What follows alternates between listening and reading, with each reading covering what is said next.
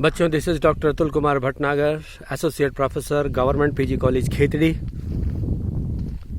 We all are discussing various methods of training and particularly on the job of training we were discussing last time. And आज हम देखेंगे बच्चों job rotation training method. Job rotation जैसा कि नाम से स्पष्ट है कि जॉब रोटेशन जिसमें कार्य को रोटेट किया जाता है. मान लीजिए किसी पर्टिकुलर इंडस्ट्री के अंदर 10 तरह के काम किए जाते हैं, तो वहाँ पर 10 तरह के काम को लोगों को बदल बदल करके हम ट्रेनिंग देने का प्रयास करते हैं. मेरी बात आपको अच्छे से समझ में आ गई होगी कि जो काम किसी एक कार्य विशेष पर कोई व्यक्ति कर रहा है, उसको कार्य नंबर 2 भी सीखना है, तो उस एक कार्य पर करने के बाद उसको दूसरे से तीसरे से चौथे, और इस तरह से जितने भी काम आपके संगठन में हो रहे हैं उन समस्त कामों की सिखलाई उसको जॉब को रोटेट करके दी जाती है.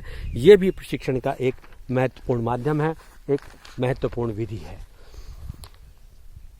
इस विधि के अंदर बेसिकली आपको ये बात बतानी है कि ऑर्गेनाइजेशन इस विधि को इसलिए भी अपनाते हैं क्योंकि इसमें बाधाएं बहुत कम आती हैं. आपको कोई विशेष जो है खर्चा करने की जरूरत नहीं होती.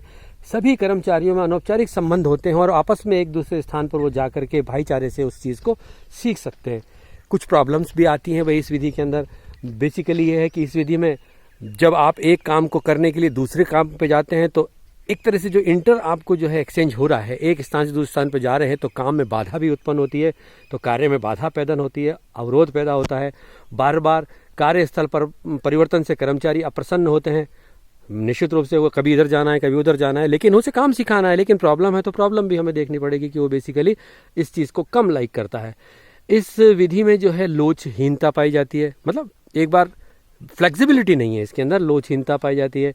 अधिकारी प्रशिक्षणार्थी पर पूरा ध्यान नहीं दे पाते. क्यों? क्योंकि इसको कार्य को ही भेजा जाता है कि एक व्यक्ति इस पर्टिकुलर ए मशीन पे काम कर रहा है तो उसको बी पे टी, इस तरह से जो है अधिकारी को सिर्फ उस आदमी को वहाँ पहुँचाना है, उस पर प्रॉपर ध्यान नहीं दे पाते. फिर प्रशिक्षण में बहुत अधिक समय लगता है. प्रशिक्षणार्थी का जो ट्रेनिंग का पीरियड है वो बढ़ जाता है और दैनिक कार्य की गति पर भी आपकी विपरीत प्रभाव पड़ता है, क्योंकि प्रोडक्शन बाधित होता है. आपको ट्रेनिंग देनी है इस यूनिट की दूसरी यूनिट से, दूसरी से तीसरी, और वहाँ जो काम हो रहा है तो वहाँ का काम निश्चित रूप से डिस्टर्ब होगा, तो कार्य भी बाधित होता है. ये इसकी एक प्रमुख कमी है, समस्या है. इसके बाद आता है बच्चों प्रदर्शन एवं उदाहरण, डेमोन्स्ट्रेशन एंड एग्जाम्पल मेथड. ये भी एक ट्रेनिंग की मेथड है जिसमें हम प्रशिक्षणार्थियों के सामने खुद जाकर के उसका डेमो देते हैं. और डेमो का मतलब उसको पूरा तरीके से समझाना, बताना कि कैसे इस कार्य को किया जाएगा. तो छोटे मोटे जो यंत्रों का उपयोग है उसकी कार्यविधि आपने देखा होगा कि कोई भी मशीन उपकरण जो बेचने वाले होते हैं या खरीदने वाले होते हैं तो उनको उसका डेमो दिया जाता है.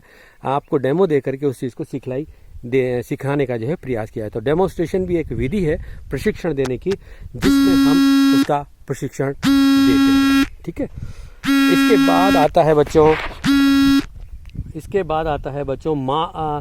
मार्गदर्शन एवं परामर्श विधि.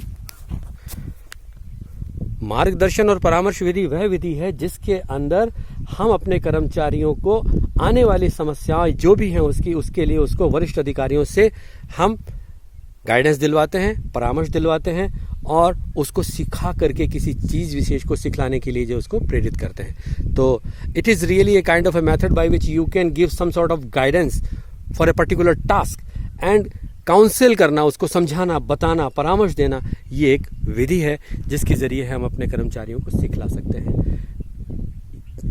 इन तमाम बातों के अध्ययन करने के पश्चात हम अगले स्टेप पर बढ़ेंगे. तब तक के लिए बच्चों जय श्री राधे, जय Shri Krishna. Wish you all the very best.